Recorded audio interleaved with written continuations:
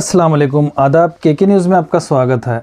हाल ही में हुए PWD engineer Mukhtar अमीन के साथ हुए इंसिडेंट को लेकर प्रेस मीट की गई।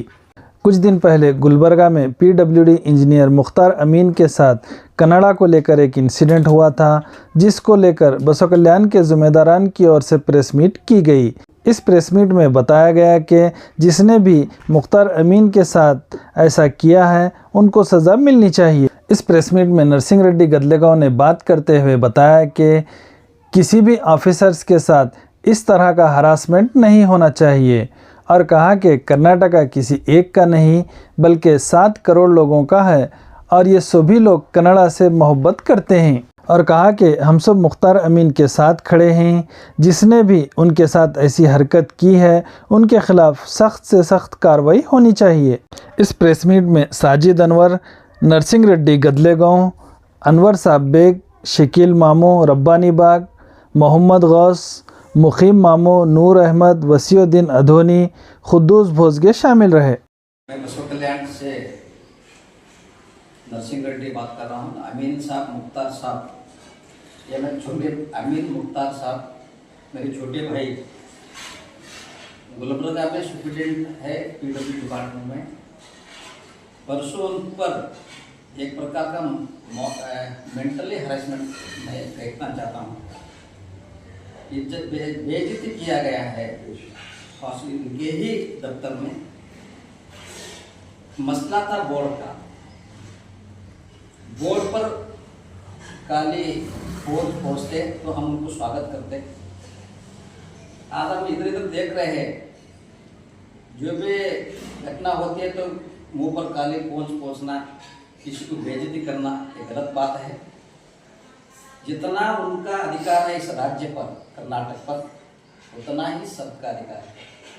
ये कर्नाटक किसी एक का नहीं है, पूरे 7 करोड़ लोगों का है।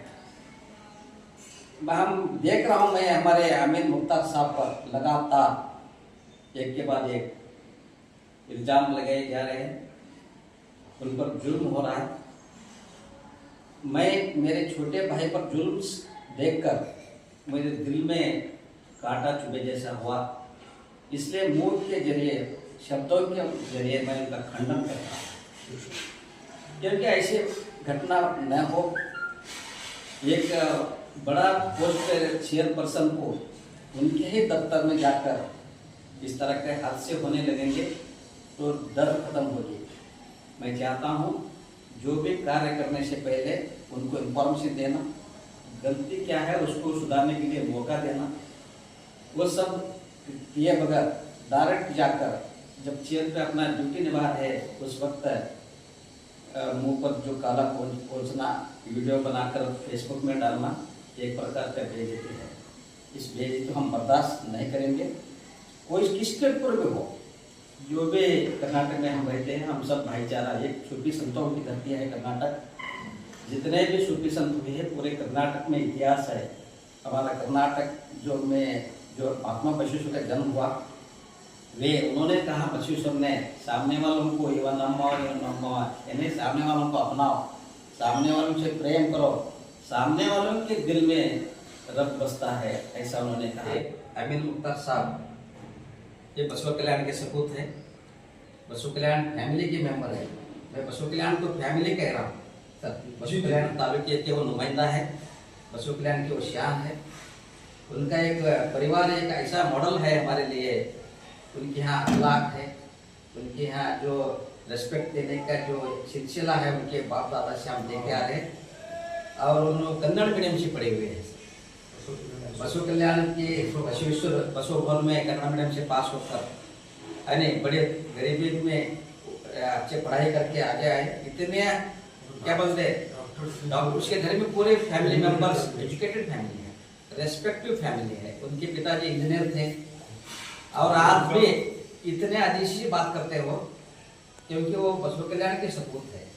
उनके अंदर अखलाक, उनके अंदर जो प्रेम भरा हुआ है, ये बसों कल्याण से लेकर गए हो इस व्यक्ति से। वो सबके सार्वजनिक लोगों के काम बिठाकर जो काम करके फोन करके बोलते कि तुम्हारा काम हुआ है, ऐसे रियल एडमिनिस्ट्रेटर बोलते हैं, अच्छे एडमिनिस्ट्रेटर हैं।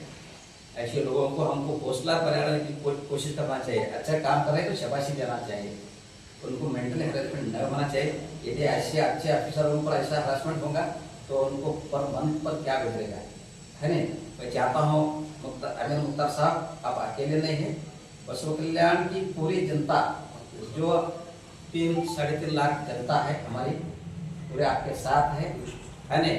आपके साथ ऐसा हादसा हुआ तो हम आपके साथ खड़े होंगे। इस तरह मैं आपको हौसला बढ़ाने की कोशिश कर रहा हूँ।